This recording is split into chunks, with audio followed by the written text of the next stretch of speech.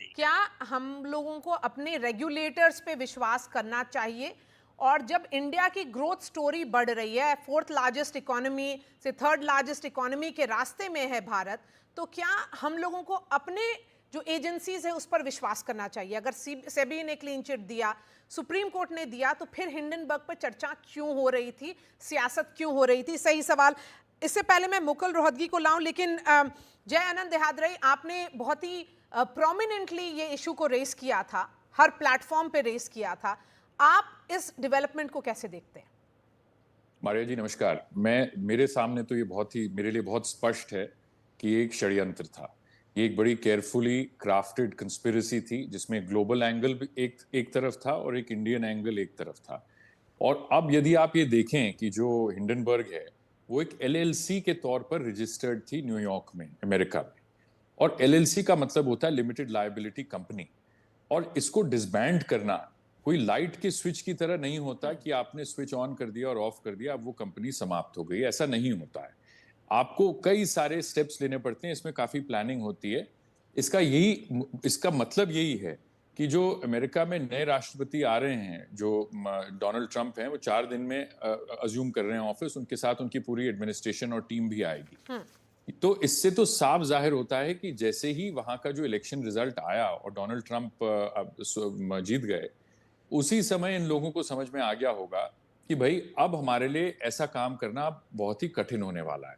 क्योंकि वहां के जो एक कांग्रेसमैन है लैंस गुडिन, उन्होंने इनफैक्ट वहां के अटॉर्नी जनरल मेरिक गार्लैंड को एक बड़ी डिटेल में चिट्ठी लिखी और उनसे ये पूछा कि भाई आप किस बेसिस पे आपने ये डिसीजन लिया कि आप एक इंडियन बिजनेसमैन और बिजनेस हाउस के पीछे आप जांच शुरू करेंगे। वो सारे हमको रीजनिंग और जस्टिफिकेशन आप दिखाइए, क्योंकि जो भी उनके आरोप थे वो तो इंडिया बेस्ड ही थे।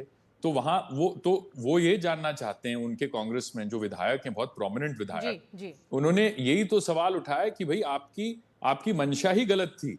ये ऐसा एक इन्वेस्टिगेशन चालू करने के लिए आपका ऑब्जेक्टिव गलत था, मंशा गलत थी।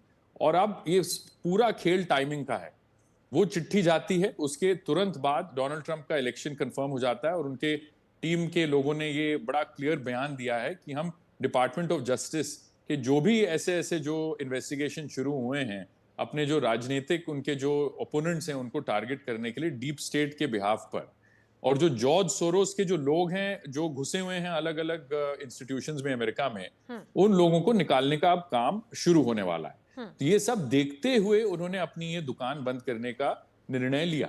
और उनके चिट्ठी को यदि आप ध्यान से पढ़ें तो चिट्ठी में ये कहीं नहीं कहते कि भाई अब मैं काम छोड़ रहा हूं, मैं काम नहीं करूंगा। इनफैक्ट वो तो ये कहते हैं कि मेरे जो बाकी के जो टीममेट्स हैं वो भी इस काम को हो सकता है शुरू करेंगे और मैं उनका साथ दूंगा और उनको मैं प्रमोट और सपोर्ट करूंगा। तो ये जो आदमी इस बिजनेस में रहना चाहता है, फाइनेंशियल वर्ल्ड में ऑपरेट करना चाहता है, हमको अपने से ये सवाल पूछना चाहिए कि भाई इतनी क्या जल्दी हो गई थी कि आपको एकदम तुरंत ये सब बंद करना पड़ा, या और ये सारा काम आपने छोड़ दिया। एक एक एस्पेक्ट ये है। जी और दूसरा जो मैं बड़ा इंटरेस्टिंग मानता हूं कि भाई आपने तो अटैक किया इंडियन इंस्टीट्यूशंस पर, इंडिया के सुप्रीम कोर्ट पर कीचड़ कीचड़ उछालने की आपने कोशिश की, हमारे रेगुलेटर्स पर।